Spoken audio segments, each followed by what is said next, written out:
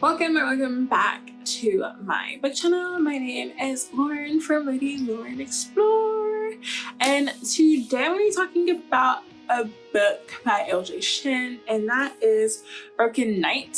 This is my Baddies book box edition of it, and I read it in one sitting. Well, I read it in 3 sittings in one day. How about that? Yeah. It came with like a lot of good things. I even have a not safe for work art print in here. So, I'm just saying, love it.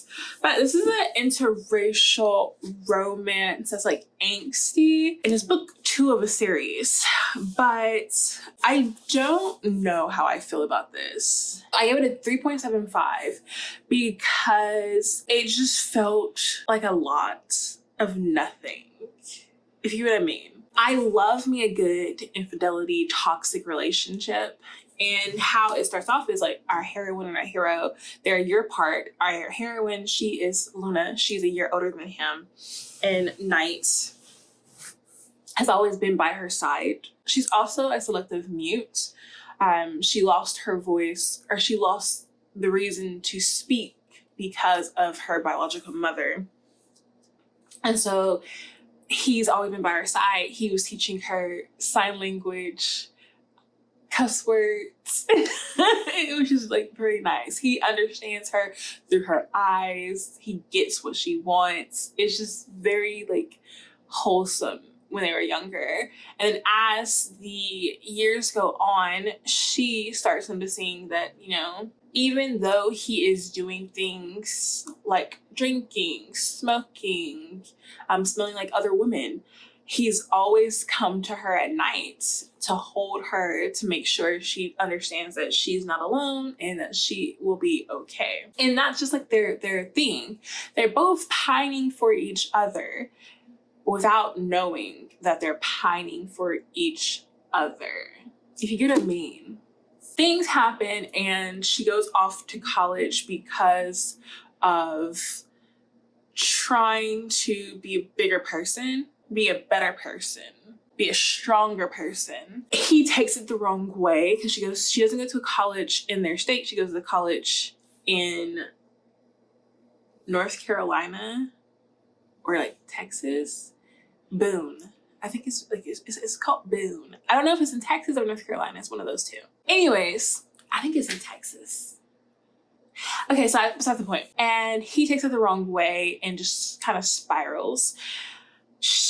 While she's there, she meets a guy who seems to be very interested in her, and she's like interested in him, but she's always had this thing for Night and always just wants Night. They're both virgins, even though Night has had this reputation of sleeping around, but because he's never told her he actually didn't do it, she believes that he has slept with all these people, and she was saving herself for him. Well, one night she sees a Instagram post with this girl and him, and they're like kissing. And she's just like, oh, like he's never done this before. Like he's never had a relationship where he could post, and that's his girlfriend. That's literally his girlfriend. He's never had a girlfriend with me like that. And since it's on Instagram, it must be real. So she's like, okay, well, since he wants to move around, I guess this is my turn to move too. So she starts dating this guy. Well, she was on a date with him, and then she finally loses her V card with him. But the next day after she uses the V card, Night tells her, because they've been talking on and off, but he tells her, hey, we need to talk, because he finally got it in his mind that he wants her. He's going to tell his feelings to her finally. But she just lost her V card to another boy named Josh. And so she goes home, and it's just like, relatively fine until the talk. That talk was very toxic. He starts being very toxic and wants revenge on her for giving herself up to someone else when he still has remained a virgin. So he wants to throw everything in her face. I mean, everything. He knows that she wants him, and she knows that he wants her, sort of. But he just wants to make her feel how she made him feel when they were younger, with this unequated love. But if you just talk to her, he would know that she wanted him the way he wanted her. You know what I mean? And so basically, most of the story is him getting revenge on her by flaunting his relationship in her face, and her just, as things keep happening, her building a voice for herself. And so she's finally starting to talk, to get her voice and her feelings heard to him. And then there's also like something in the background with his adopted family and illness, terminal illness. And so yeah, this was okay. There was hardly any spice in here, mainly because I think I can count on one hand how many spicy scenes there were. When I mean spice, I mean like Pinterest spice. So like, yeah. And maybe like not using, I think 7 all in total spice scenes of like something like spicy happening with the characters. So maybe 7 all in total. I might give it 8. No, I'm gonna give it 7. But yeah, like it was just like not a lot of spice. Because everything was like very toxic. Like, you know what I mean? Like the plot was toxic. Like this was like, I don't know like how you can still do this and still want him after everything he's telling you.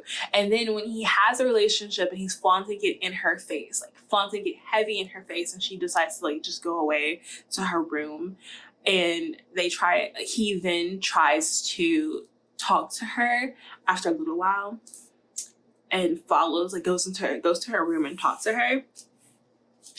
She's just like, I think that it's time for us to just like move on, since you don't want us. I think it'd be better for our friendship. And he's just like, I'm not giving us up. We are ride or die. No matter what I push you through, we are ride or die. And so when she starts walking away, he's just like, yeah, we're ride or die, Luna. Moonshine. He calls it moonshine.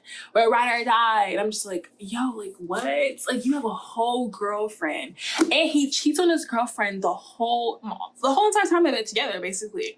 Whenever Luna's there, he does something to Luna. Like he kisses Luna in front of his girlfriend. They have a spicy scene where he's like sucking her boob when he's sick, and they both know that he has a girlfriend. Like what? And his girlfriend knows that he cheated on her, and she still want him. Like it happened twice. Then they got together again, and she's just like, I want us. I can feel it. I can feel us. And he's just saying, hey, like, I'm going to hurt you. I'm not good for you. And she's like, I still want us. And he's like, okay. And then he forgets about Luna for a minute, but then it always goes back to Luna. Like, it's just like crazy how toxic this relationship is. And I'm just like, what is going on? I was invested. But yeah. This was really, really good for plot-wise, not spice-wise. I did cry in the end for like a certain scene. I did have a problem with that certain scene. So like, well, the aftermath of it. If you don't want a spoiler, just listen to this. Obviously, it's a terminal illness that's happening in his family. And his adopted mother is dying.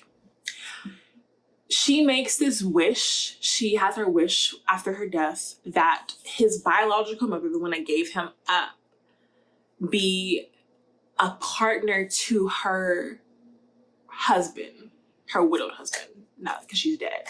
And I'm like, what? And then him, because we get a chapter of her, his adopted mother, before she dies, and then the aftermath of this funeral with his adoptive father. And he is just saying like all these kinds of like, I don't know how to live without you. And even when they're in a hospital room, he's like, I don't know how to live without you. Please don't leave me. You're the only one I love. Like, I can't live. It's just like a lot of like all of that, like you, it's only you. It will only be you. And then we get his biological mother, Knight's biological mother, and him in a relationship. Like, I don't understand that. Like, don't tell me this, and then it's always been you, and then all of a sudden, once I'm out of the picture, it's you and someone else. Even if it's my wishes, like, that means it wasn't always me. Like, you can love other people, I understand that, but like, don't just like put this out there. Like, it's only you when I'm gone and you're with someone else now. Like, I don't know. And it's not like they flaunt it, but they both.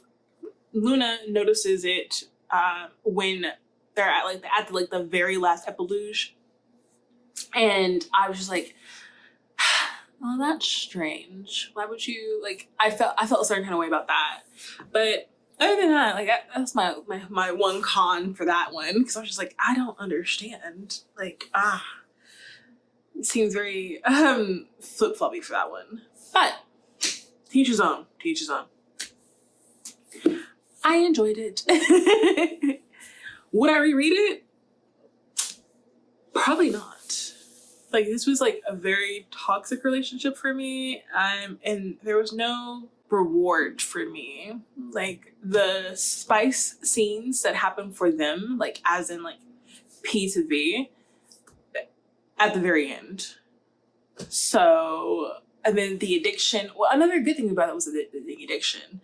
How he got into this addiction and like settled it with like being sober and all that kind of stuff. I didn't feel like it was very like washed over how he started the addiction with his like alcoholism and then popping pills.